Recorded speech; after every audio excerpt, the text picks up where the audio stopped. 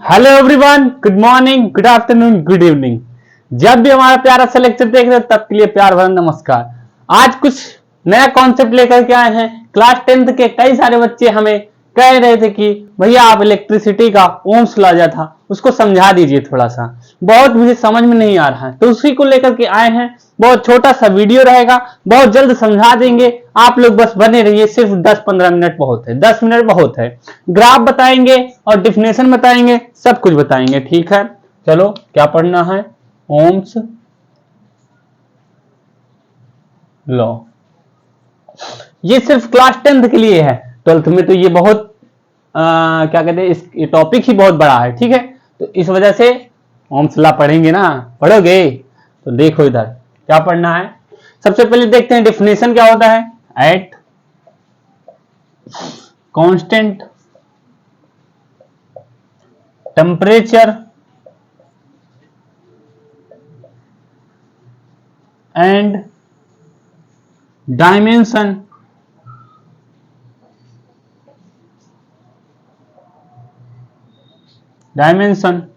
of a conductor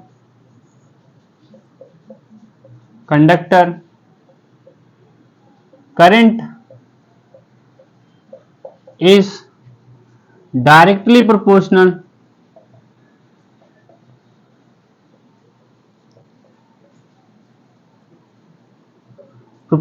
to potential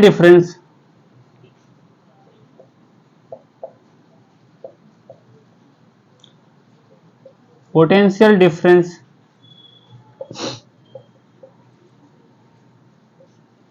applied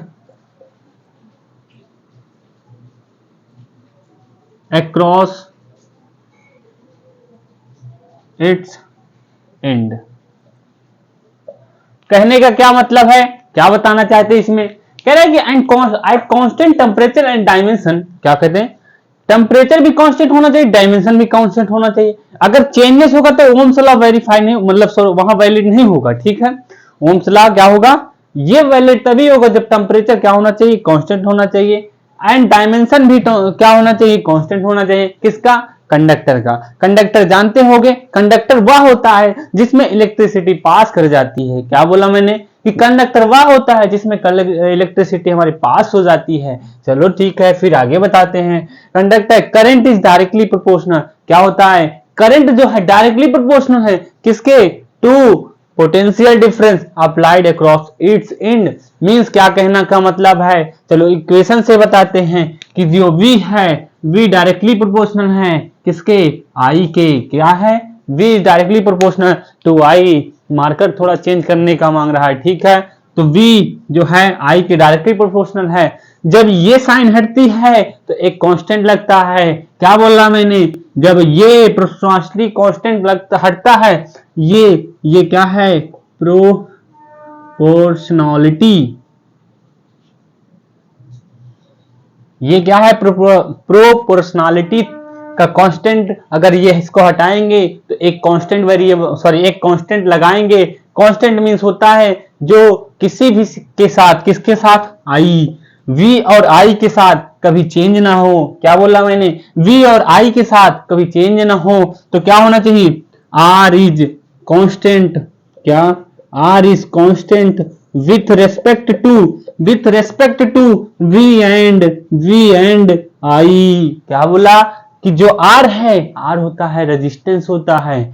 R क्या है? Resistance है। ये मेरे भाई कभी चेंज नहीं होना चाहिए। किसके रेस्पेक्ट में? V और I के रेस्पेक्ट में। अगर हम V क्या करते हैं? इंक्रीज करते हैं तो करंट ऑलवेज इंक्रीज होगा। क्या बोला? करंट अगर बढ़ाएंगे तो पोटेंशियल डिफरेंस बढ़ेगा, पोटेंशियल डिफरेंस बढ़ाएंगे तो करंट बढ़ेगा। तो बाबू समझो, क्या समझोगे कि R जो है, क्या बोला कि R जो है वो कांस्टेंट है किसके रेस्पेक्ट में? पोटेंशियल डिफरेंस और करंट के बीच में। करंट ये दोनों के बीच में क्या है? ये एक कांस्टेंट लग गया है। तो देख लो V is equal to R I. इसको पढ़ते हैं V equal to I R, ठीक है। ये है क्या? ये ओम्स लॉ की डेफिनेशन है, ये इक्वेशन है और ये पढ़ना है। ठीक है, एग्जाम में दे देता है, ग्राफ पे क्वेश्चन देगा और डिफिनेशन पूछ लेगा कि आप डिफाइन करो ओम्स लॉ एंड उसके इक्वेशन को वेरीफाई करो। इक्वेशन को वेरीफाई करने के लिए आपका एग्जाम्पल लेकर के वेरीफाई कर सकते हो, यही है ओम्स लॉ। अब चलते हैं थोड़ा ग्राफ पे देख लेते हैं। तो इसको इरेज करना पड़ेगा सबसे पहले मेरे भाई, थोड़ा इरेज करते हैं। कहाँ इरेज करें, सारा इरेज करेंगे।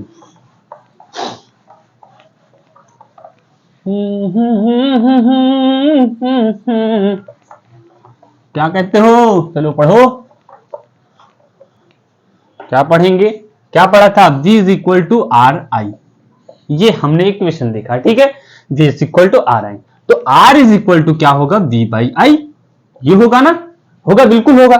हम क्या किए, ये i को इधर भेज दिया और r को वहीं रहने दिया, तो r is equal to v upon I हो जाएगा। चलो अब ग्राफ पढ़ते हैं। ग्राफ ग्राफ ग्राफ जो बहुत इंपॉर्टेंट होता है, ये ग्राफ है, ये ग्राफ है, ये v है और ये i है, v है और ये i है। क्या है, v है, i है, डायरेक्टली प्रोपोर्शनल है। डायरेक्टली प्रोपोर्शनल का मतलब होता है अगर v बढ़ेगा तो i बढ़ेगा, i बढ़ेगा तो v बढ़ेगा। मींस क्या होते हैं, दोनों आपस में डिपेंडेंट होते हैं। जैसे होता नहीं, एक बच्चा जो होता है अपने पापा के ऊपर डिपेंड होता है, अपने मम्मा के ऊपर डिपेंड होता है, लेकिन ये जो करंट है, जो आई है, सॉरी करंट जो है, पोटेंशियल डिफरेंस जो है, वो दोनों आपस में एक दूसरे के ऊपर डिपेंड होते हैं। अगर करंट को बढ़ा रहे हो, पोटेंशियल को घटा रहे हो, तो ये वैलिड नहीं होगा। तब ओम्स चाचा क्या करेंगे, फेल कर जाएंगे। ओम्स लॉ कहता है अगर पोटेंशियल बढ़ा रहे हो तो करंट ऑटोमेटिक बढ़ जाएगा। होता नहीं, एक रेजिस्टेंस बॉक्स ले लो, जो आप प्रैक्टिकल में गए होगे, प्रैक्टिकल लैब में, वो क्लास 10 में नहीं होगा, 12th में देंगे, ठीक है।